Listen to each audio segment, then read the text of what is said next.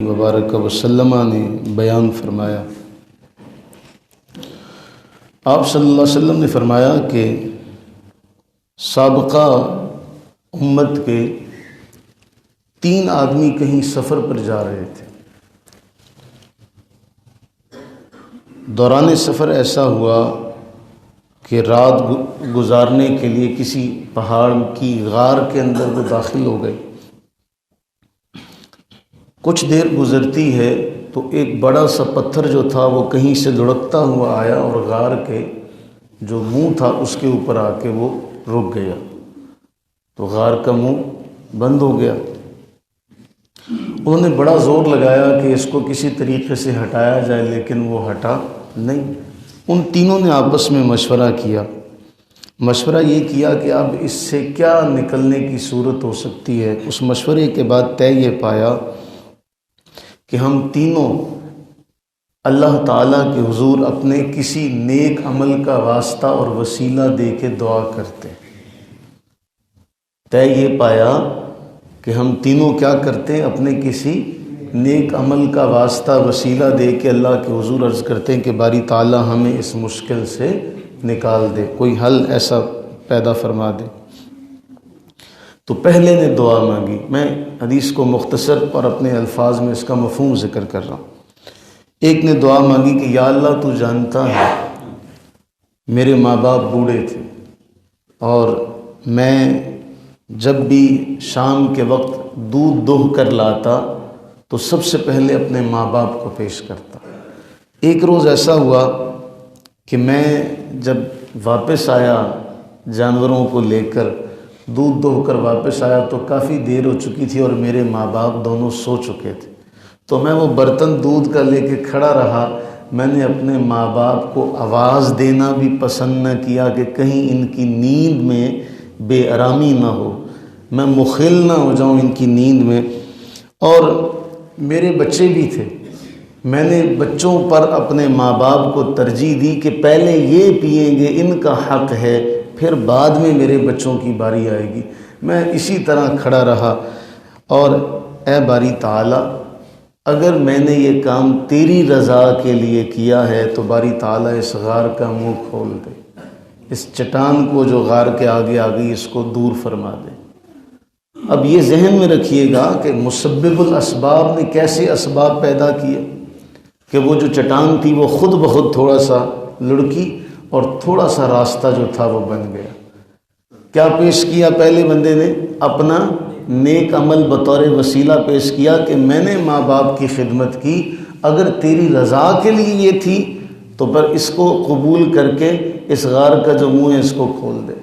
اسی طرح دوسرے شخص نے دعا کی کہ اے باری تعالیٰ میری ایک چچا زاد بہن تھی، وہ ضرورت کے وقت میرے پاس آئی تو میں نے اسے کہا ٹھیک ہے میں تیری ضرورت پوری کر دوں گا، لیکن اس کے بدلے میں تو نے میرے ساتھ یہ برا کام کرنا ہے۔ وہ مجبور تھی، وہ مان گئی۔ اس نے وہ جو میں نے اس کی مدد کی تھی دینار دیے تھے وہ اس نے لے لیے، اور وعدے کے مطابق وہ جب آ گئی اور جب میں برا کام کرنے لگا تو وہ مجھے کہنے لگی اللہ سے ڈر، اللہ سے ڈر۔ اے باری تعالیٰ تیرا خوف میرے دل میں آیا، میں نے اس برے کام سے توبہ کر لی، میں نے وہ دینار بھی جو دیے تھے واپس نہیں لیے۔ اے باری تعالیٰ اگر میں نے یہ کام تیری رضا کے لیے کیا تھا تو یہ مصیبت دور کر دے۔ وہ چٹان کا تھوڑا سا اور دور ہو گئی، تھوڑا سا اور راستہ بن گیا، لیکن ابھی باہر نکلنے کے لیے کافی نہیں تھا۔ اب تیسرے آدمی نے دعا کی، اے باری تعالیٰ ایک بار ایسا ہوا کہ کوئی کام تھا تو میں نے مزدور رکھے، میں نے ان سب مزدوروں کو ان کی اجرت دے دی، ایک مزدور بغیر اجرت لیے چلا گیا۔ اب جب وہ بغیر اجرت لیے چلا گیا تو میں نے اناج خرید لیا، اور اناج خرید کے میں نے زمین میں بو دیا، فصل اگی، بڑا اچھا منافع ملا، میں نے جانور خرید لیے، بکریاں، گائے اور فصل۔ پھر ایک عرصہ گزرا، وہ جو اس کی مزدوری تھی اس کو میں نے اس قدر اس سے منافع حاصل کیا کہ میرے پاس غلام بھی، گائے بھی، بکریاں بھی، ساری میرے پاس چیزیں۔ پھر ایک عرصے کے بعد وہ غلام آیا، وہ مزدور آیا، وہ مزدور آ کے کہنے لگا یاد ہے فلاں وقت میں نے تیرے ہاں مزدوری کی تھی تو میں اجرت تیرے پاس چھوڑ گیا تھا، میں اجرت لینے آیا ہوں۔ تو اب میں نے اس میں کوئی کمی نہیں کی۔ میں نے کہا اے بندہ خدا، یہ سارا جو تجھے نظر آ رہا ہے نا، یہ بکریاں، یہ گائیں، یہ غلام، یہ زمین، یہ غلہ، یہ سارا تیرا ہے۔ وہ کہنے لگا اللہ کے بندے میرے ساتھ مذاق نہ کر۔ میں نے کہا نہیں، میں مذاق نہیں کر رہا، میں حقیقت بیان کر رہا ہوں، یہ سارا مال تیرا ہے۔ اور وہ مال لے کر چلا گیا۔ اے باری تعالیٰ، اگر میں نے یہ صرف تیری رضا کے لیے کام کیا تو اس مصیبت سے ہماری جان چھڑا دے، اس غار کا منہ کھول دے۔ اب وہ جو چٹان غار کے منہ پر آ گئی تھی وہ ایسا پیچھے ہٹی کہ ان تینوں کے نکلنے کا راستہ بن گیا۔ معلوم یہ ہوا کہ مصیبت کے وقت اپنے اعمال کا، وہ اعمال جو بندے نے اللہ کی رضا کے لیے کیے ہوں، ان کا وسیلہ دے کر دعا مانگنی جائز ہے۔ اللہ کے نبی علیہ السلام کی تعلیم سے یہ بات ثابت ہوتی ہے۔ صحیح بخاری کی یہ روایت ہے۔